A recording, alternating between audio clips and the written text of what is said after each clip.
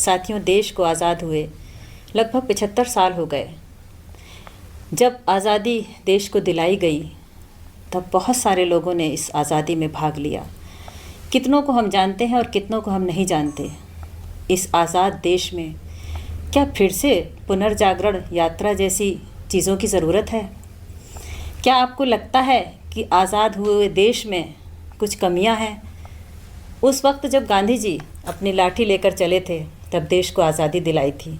आज फिर कोई गांधी उठकर आए हैं। हमारे साथ हैं विश्वात्मा जी उर्फ भरत गांधी। जैसा मैंने कहा कि शायद इस देश को फिर से किसी गांधी की ज़रूरत है।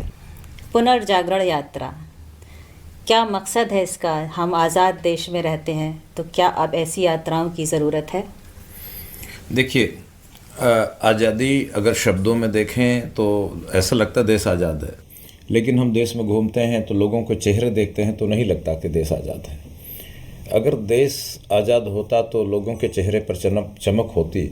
ऐसा लगता है कि अधिक बहुसंख्यक लोग, मेजॉरिटी इस देश में सर्वाइवल के लिए संघर्ष कर रही है, अपनी रोटी के लिए संघर्ष कर रही है, पेट के लिए संघर्ष कर रही है। अभी उनके व्यक्तित्व विकास की बात बहुत दूर की बात है। इसलिए मुझे लगता है कि आंखें खुली हैं लेकिन दिख नहीं रहा है। इसलिए पुनर्जागरण की ज़रूरत है।